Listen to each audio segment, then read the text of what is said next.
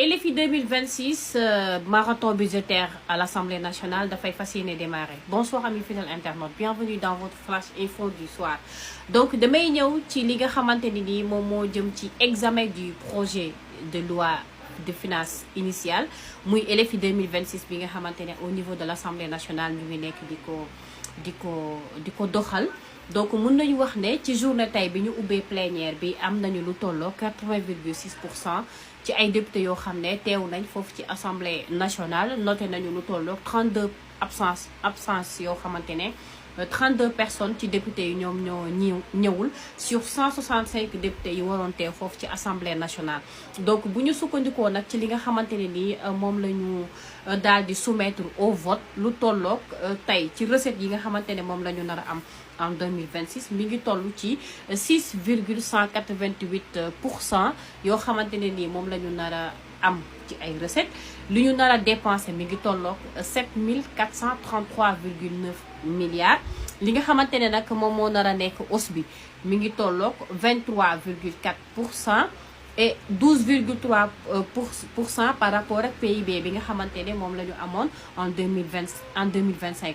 donc suñu sukkandikoo ci rapporteur bi nga xamante ne moom mooy Mady Danfa, Sénégal dina am taux de croissance bu tolloog 5% ci li nga xamante ne nii moo nar a am ci LFI bu 2026 bi, mais aussi PIB bi dina nekk 5,37%. je répète li nga xam ne moom la ñuy retenir par rapport ak journée tay bi mooy Sénégal budget 2026 bi recette yi dina am 6188,8 milliards su nekkee ci lu ñu nar a dépensé 7433,9 milliards.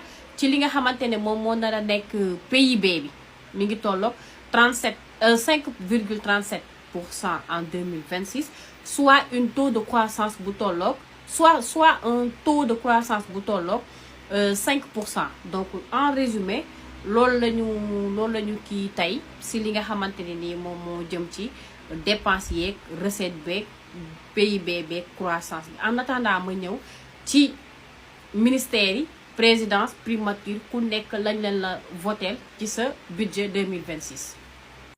présidence de la république LFI 2026 dañuy ñëw ci li nga xamante ne moom mooy budget bu présidence de la république lu tolloog 204,5%, soit une hausse de 181% et 2,8% du budget général. Alors restez connectés ngeen mën a xam exactement dépenses yi naka lay demee wala boog budget bi naka lañ ko nar a répartir su ko defee ngeen mën ko xam mu leer ci seen bopp.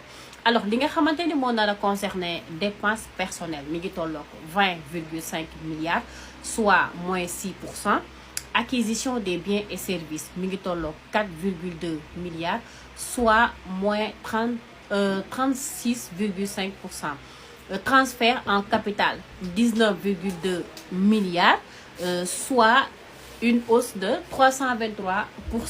li nga xam ne moom moo concerné transfert en capital 19,2 milliards, soit une plus de 323 milliards.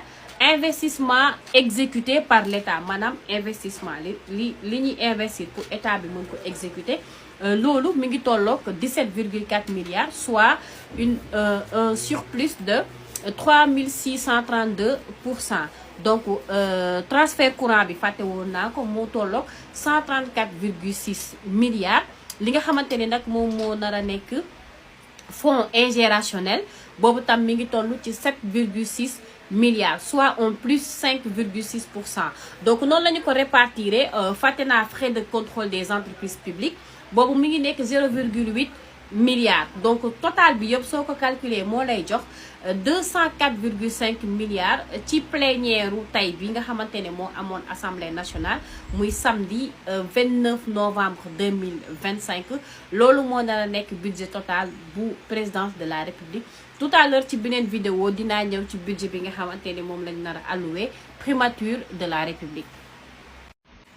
alors ba tey rek ak assemblée nationale muy plénière tey bi LFI 2026 bu primature. Alors comme ni ma ko defee pàcc par pàcc noonu laa leen koy continuer lee donc tey bu ñu sukkandikoo ci li nga xamante ne moom mooy ba tey ci rapporteur bi nga xamante ne moom moo doon génnee budget yi ak dépenses yeeg yëpp nuñ ko nar a defee ci LFI 2026 donc damay ñëw ci li nga xam ne moom moo concerné primature. donc su ma ñëwee ci dépense personnelle bi mi ngi nekk 5,7 milliards soit plus de 1,6%.